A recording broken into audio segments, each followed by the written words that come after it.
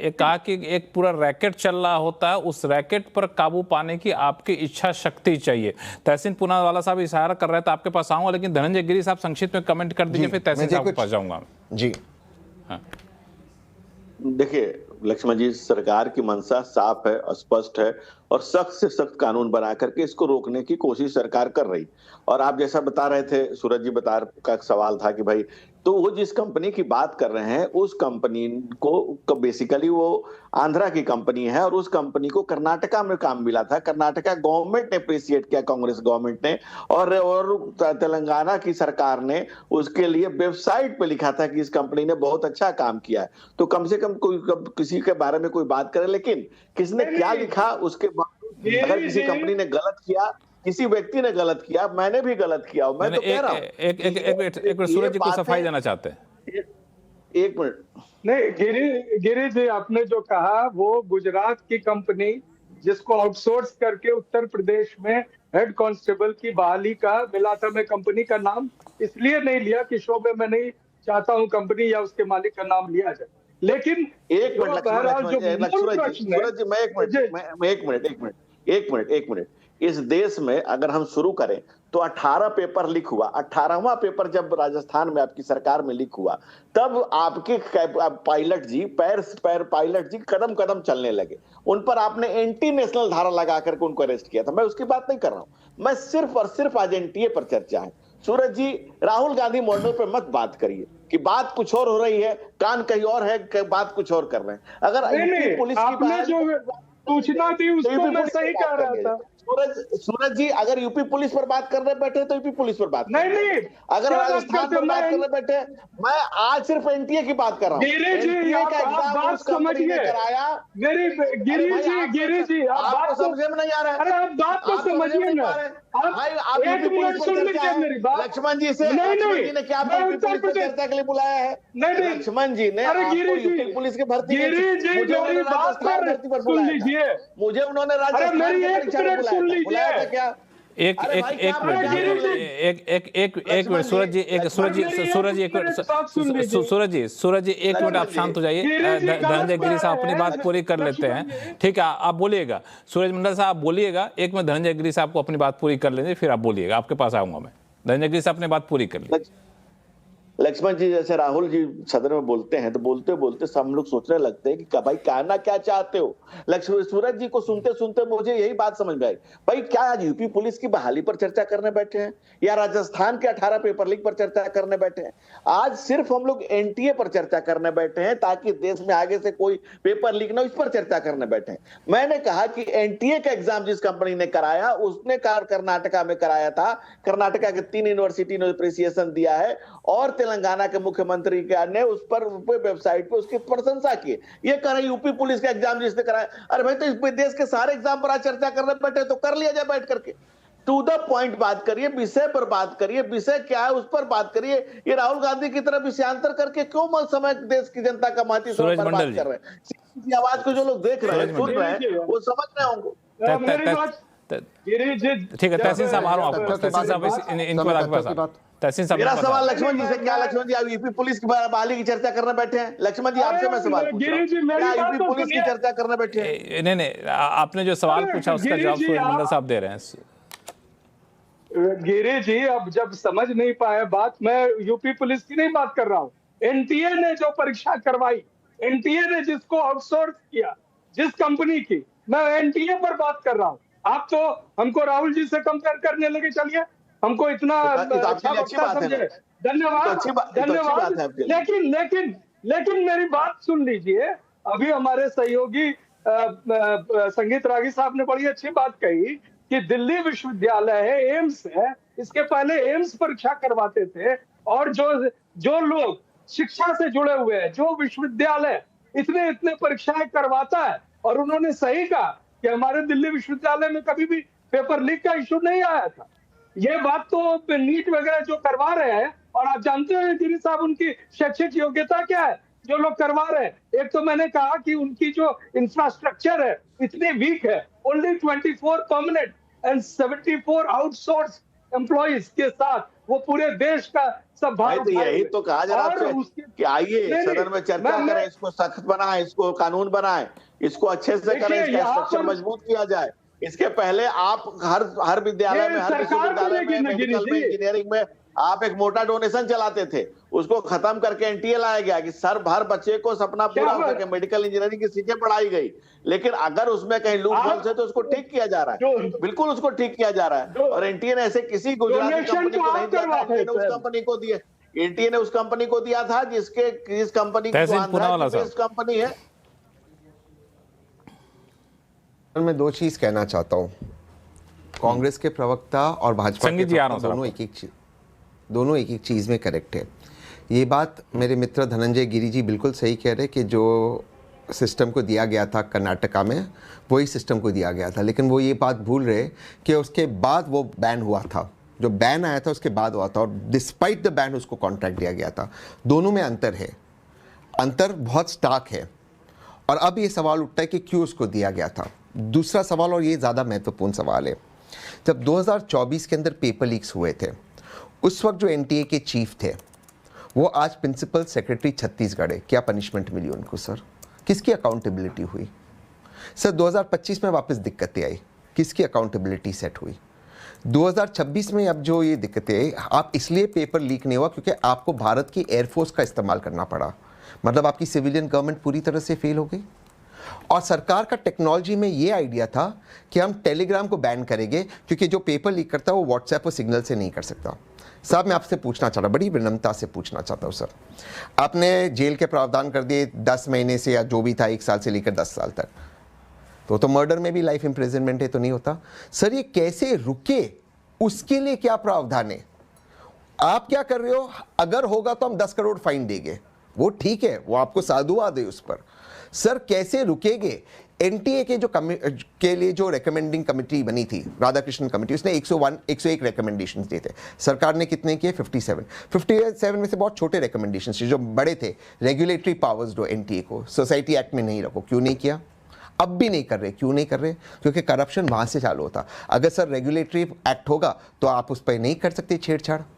तो सर ये जो चीज है इस पर सरकार को बोलना नहीं। तहसीन साहब, ये संगीत धनंजय गिरी साहब इस पे जवाब दें, उससे पहले एक फैक्ट तो आपको रखना पड़ा, चूंकि आप निष्पक्ष हैं, कि बिल लाया गया कड़े प्रावधानों के लिए, लेकिन इससे पहले इन प्रावधानों को लागू कैसे करेंगे, ऑपरेशनल गाइडलाइन क्या होनी चाहिए, उसके लिए सरकार ने टास्क फोर्स बनाने का ऐलान कर दिया, जो प्रधानमंत्री ने खुद किया। Correct. लेकिन उस टास्क फोर्स के ऐलान के बाद वहां भी आपत्ति है, वहां पे गौमूत्र विशेषज्ञ कह के आपत्ति जताई जाती है, तो किसी भी चीज में शांति नहीं है।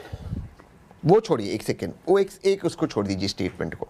नंदन नीलेकनी जी के नीचे कमेटी नहीं, वो बहुत बड़ा स्टेटमेंट है। इसके बाद नहीं, मैं आता हूं उस पर। तहसीन साहब, आपने अगर नजर डाला होगा, 250 से ज्यादा शिक्षाविदों ने चिट्ठी लिखी है और इस पर कड़ी आपत्ति जताई कि इतने बड़े स्कॉलर के खिलाफ ऐसी बातें आप करेंगे तो उन ऐसे स्कॉलर के मनोबल पर असर पड़ेगा। इसीलिए मैं इस मुद्दे को उठाया। राजनीति की बात अलग है। ठीक है सर, नहीं मैं कुछ और कह रहा हूँ। मैं उनका साधुवाद देता हूँ कि आदरणीय प्रधानमंत्री ने सोचा एक टास्क फोर्स बनाना, फिर तो राधाकृष्णन कमेटी के सारी रिकमेंडेशंस आप कर लो, आपका पेपर लीक नहीं होगा सर, जो तो ऑलरेडी बना हुआ था ना सर। अब आप नया क्या लाओगे सर? दूसरी चीज, एक मिनट सर, एक सेकंड मैं पूछ रहा हूँ, उस टास्क फोर्स के अंदर कितने यंग बच्चे? एक भी नहीं सर। सर मैं इस पैनल पे कह रहा हूं, मुझे कोई इस पैनल पे बताए कि हम ब्लॉकचेन पे, मेरे से बात करते हैं ना, हम ब्लॉकचेन पे बात करते, टेक्नोलॉजी पे सर। मैं किसी को अपमानित नहीं कर रहा हूं, मैं कह रहा हूं जो टेक्नोलॉजी पूरी 180 डिग्रीज बदल गई है, जो चीजें होती, जो प्रैक्टिकल है, हम उस पर बात नहीं कर रहे। फिर वो आएगा ऐसे नहीं, ऐसे डिस्ट्रीब्यूशन इंपॉर्टेंट पॉइंट है। ये आपने तहसीन साहब इंपॉर्टेंट पॉइंट, संगीत रागी साहब, ये एक इंपॉर्टेंट पॉइंट है। हालांकि आपने पिछले जवाब में दिल्ली यूनिवर्सिटी के परीक्षाओं से आपने इसकी तुलना की। मेरा मानना है कि उससे तुलना करना बहुत व्यवहारिक नहीं हुआ, क्योंकि वहाँ इतनी बड़ी संख्या में देश के हर कोने से छात्र परीक्षा दे रहे होते हैं, वहाँ पर एक अलग तरीका अपनाना होगा। और जो ब्लॉकचेन टेक्नोलॉजी की बात कर रहे हैं तहसीन पूनावाला साहब, कई इंजीनियरिंग के एग्जाम में इसको अपनाया भी जाता है कि बच्चे बैठते हैं, अपना लैपटॉप खोलते हैं और पहला क्वेश्चन क्लिक सॉल्व करेंगे तो अगला क्वेश्चन कौन सा आएगा उनको भी नहीं पता है, वो सॉफ्टवेयर से अपने आप आ जाता है उनके पास एल्गो बन करके। ऐसी कुछ व्यवस्था हम क्यों नहीं कर सकते? देखिए, मैं इससे पहले कि मैं इन प्रश्नों का उत्तर दूं, मैं जी मैं उन सारे विश्वविद्यालय के कुलपतियों के साथ खड़ा हूं जिन्होंने प्रियंका गांधी को खुला पत्र लिखा है। दरअसल प्रियंका गांधी वाड्रा ने ये कह के कि गौमूत्र का शिक्षा से क्या लेना देना है, अपनी जगहसाई करी है और दोनों भाई बहनों ने अपनी अज्ञानता का परिचय दिया है। कुछ नहीं होता तो गांधी जी को पढ़ लेते, कुछ नहीं होता तो अपनी ही सरकार छत्तीसगढ़ में थी, मिलियंस गैलन्स गौमूत्र उन्होंने खरीदा था, गोबर खरीदा था, गौमूत्र खरीदा था, छत्तीसगढ़ की सरकार ने खरीदा था और गौमूत्र पर पूरी दुनिया में इंडियन नॉलेज सिस्टम पर काम हो रहा है। तो इतनी बड़ी, जिसे हम क्या कहते हैं, अपरिपक्वता। सूरज मंडल साहब आऊंगा गांधी आपके पास।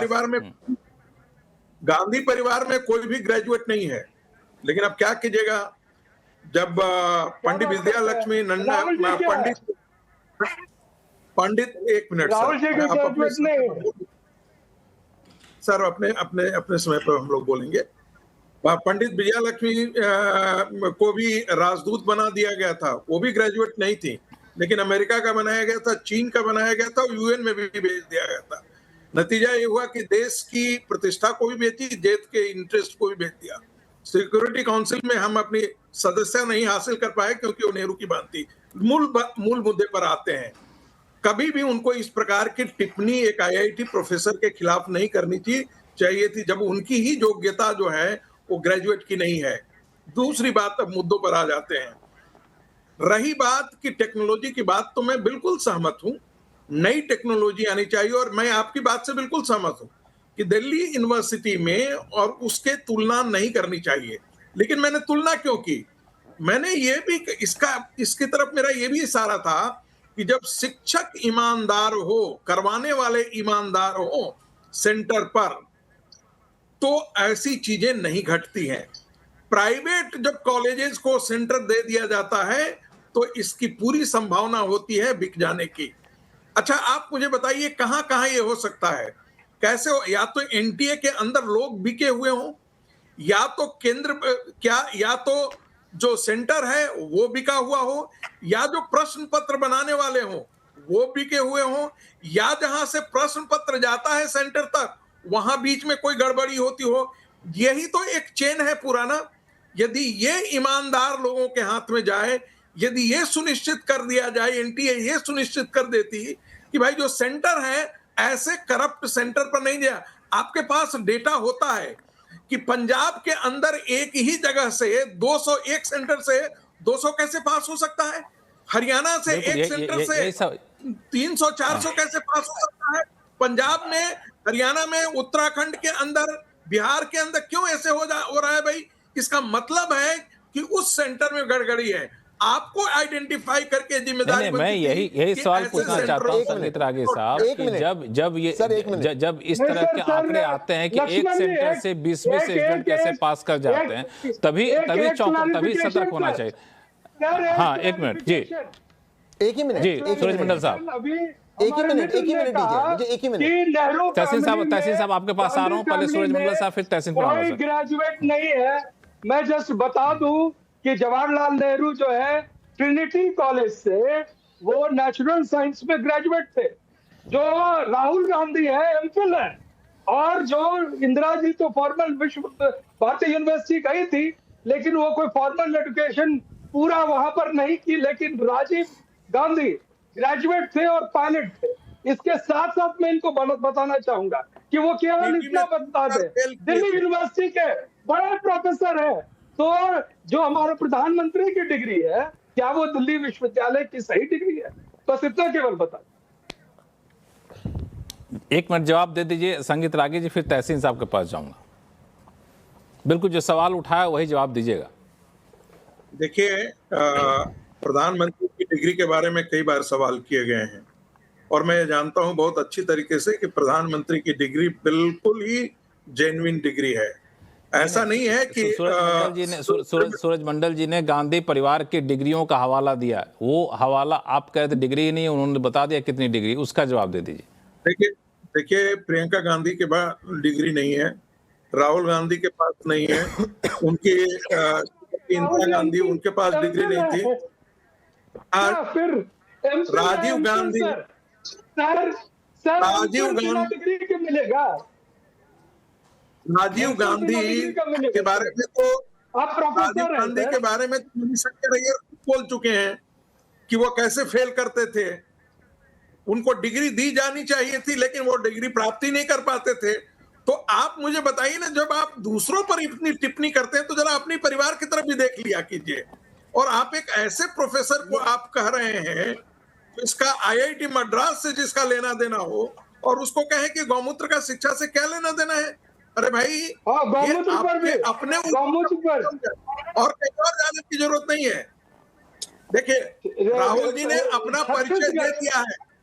कल पूरे देश के लोगों को इडियट बोल करके राहुल जी ने अपनी योग्यता का परिचय दे दिया है। नहीं, इडियट किसको बोला वो लोग समझते हैं, लेकिन जो छत्तीसगढ़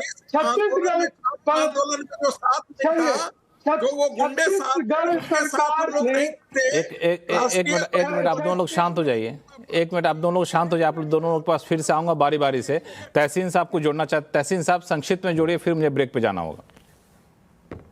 ठीक है, मैं ब्रेक के बाद बोल देता हूँ। सिर्फ एक चीज़ मैं क्लैरिफाई कर दूँ, क्योंकि राहुल जी को मैं व्यक्तिगत तौर से जानता हूँ और उनके टीचर्स को भी जानता हूँ। वो रॉलिंस और ट्रिनिटी में गए थे और उनके क्लासमेट्स को भी मैं जानता हूँ। मुझे किसी के पर्सनल टिप्पणी नहीं करना है, ना आदरणीय प्रधानमंत्री पे, न राजीव जी पे, पर राहुल जी की डिग्री, उनके क्लासमेट्स, उनके फ्रेंड्स, वो मेरे क्लोज फ्रेंड्स है, मेरी वाइफ के क्लोज फ्रेंड्स है, और प्रोफेसर्स के साथ मैं कई बार डिनर कर चुका हूँ। तो मुझे लगता है हमें राहुल जी पे ये वो गलत, वो उन यूनिवर्सिटीज़ गए, हार्वर्ड उन्हें छोड़ना पड़ा क्योंकि सिक्योरिटी थ्रेट था, इसलिए उनको छोड़ना पड़ा, और ये सरकार के दस्तावेज में। मैं बाकी पॉइंट्स ब्रेक के बाद बोलूँगा क्योंकि मुझे कुछ ज़्यादा कंट्रीब्यूट करना है सर। ज़्यादा ठीक है, ऐसा छोटा सा ब्रेक ले लेते हैं। अब ब्रेक के बाद चर्चा को आगे जारी रखते हैं कि जाइएगा नहीं।